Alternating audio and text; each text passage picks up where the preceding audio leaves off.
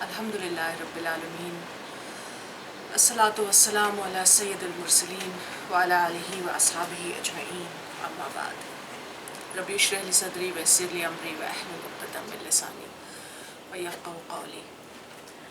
Assalamu alaikum, ladies and gentlemen, brothers and sisters in Islam, my dear friends, non-Muslim brothers and sisters.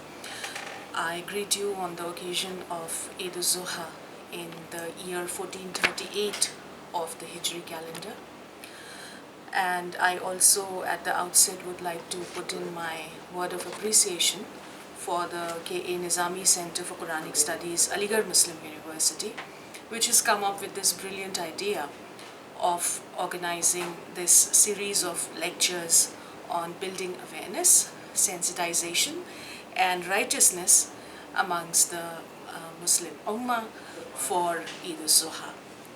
Ladies and gentlemen, as you know, Eid-ul-Zuha is one of the two major festivals of Islam.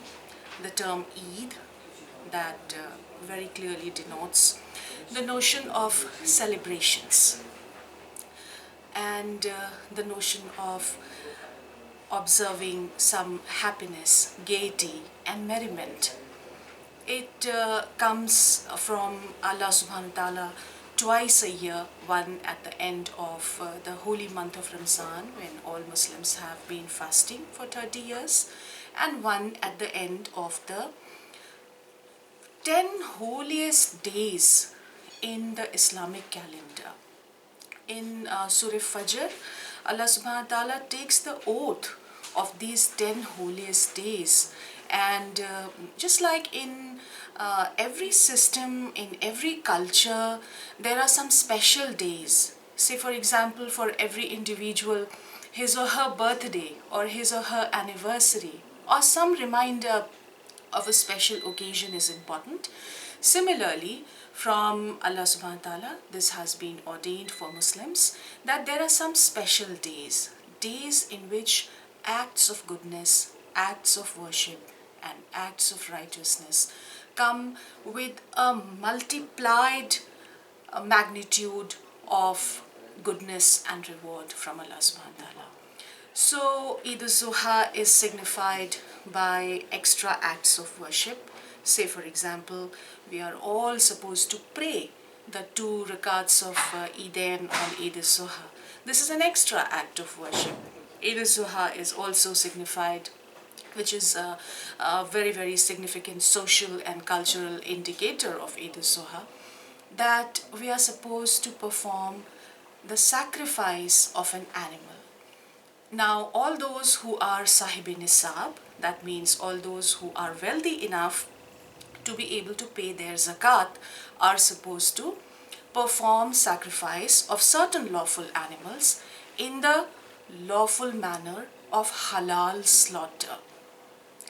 Now, just like this meat of the animal is supposed to be distributed in 3 parts, that is loosely one for yourself, one for the friends and families, and one for the poor people with whom we do not have any connection. Similarly, the entire deluge of Eid-ul-Zuha, as ordained by Allah subhanahu wa ta'ala, comes with benefits and rewards for the followers in these 3 parts, or I must say that in these 3 levels. First is the personal and the individual level. Just like we are supposed to eat this meat ourselves and enjoy it and get nutrition out of it and get energy out of it, similarly, there are certain acts of worship which are also important for us. Now, none of this may be farz act of worship, but a lot of other things that earn us the good pleasure of Allah. And this is where I would especially like to address my sisters in Islam, the female Muslims. You know what happens is that we have families and we have our kitchens and we have people to take care of, and we are this big homemakers.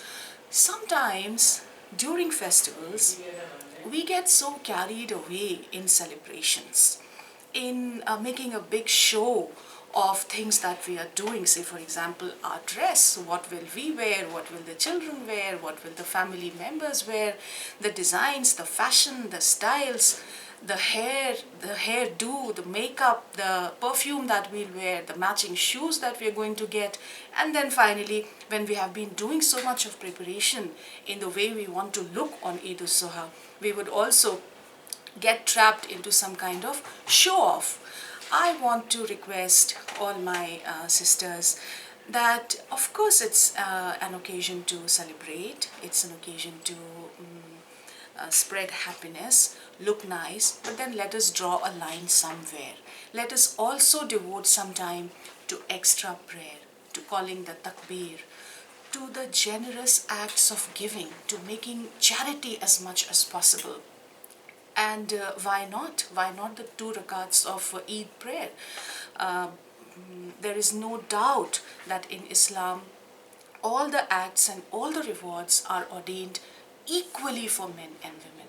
I would here like to quote from the 35th verse of Surah Ahzab, which is the 33rd chapter of the Quran.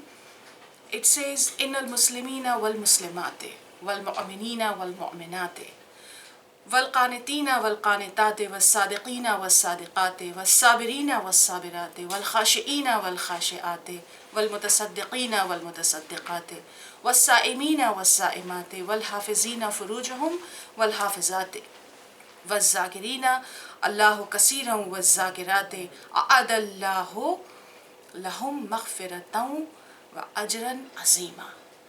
So for all the acts of goodness, Muslim men, Muslim women, believing men, believing women, truthful men, truthful women, obedient men, obedient women, men who give in charity generously, women who give in charity generously, patient men and patient women, humble men and humble women, men who fast and women who fast, men who guard their private parts and women who guard their private parts, and men who remember Allah very frequently and very often, as well as women who remember Allah very frequently and very often. So these are ahkam that will be rewarded for men and women equally. A'addallahu lahum maghfiratan wa ajran azima. Allah will reward us with forgiveness and a great reward, a reward that is incomparable by all standards of the world, if we do something that earns the good pleasure of Allah, and in this we are equal. The second level at which we are supposed to celebrate Eid-ul-Zuha is by sharing. The act of including our people, our society, our neighborhood, our relatives, our friends into our happiness. If Allah has made us sahib-e-nisab, it is our responsibility that the goods, the rewards, the bounties, the blessings that we enjoy, which are simply something that we have got from Allah subhanahu wa ta'ala as a blessing and not something that we deserved. It is our responsibility that we share it with others. And again, while doing this, we should not get very carried away by making a show off of the hundreds of dishes that we are going to prepare, of the big feast that we are going to throw, of the big names which carry a societal importance that are going to attend our parties. I think again, in this act of having simple feasts, simple meals, and sharing our bounties and gifts of Allah with our friends, families, neighbors, and relatives is much more important than making a big show off of our parties and of our grand feasts and then appearing on page 3s of newspapers. The final level at which we are supposed to make an impact through our acts of worship at Eid-ul-Zuha is the level of the people with whom we are not directly related. The third part of the meat is supposed to be distributed to the poor, to the needy, to the destitute. We don't need to know them. Probably we don't know their names, we don't know their faces, but we still have a responsibility towards them. And by sharing this 1/3 portion of the meat with these poor people, we are bearing that responsibility and we are earning the pleasure of Allah. Now in this, again I must say, what society exists without a sound economic structure and also a sound ecological practice? We buy an animal that has been raised by a peasant in an area which may be around the wilderness, in a village, in a farm. That's how we contribute to the economy, the agrarian economy, the farming economy, and that's how we contribute to the livelihoods of the people who are at the grassroots.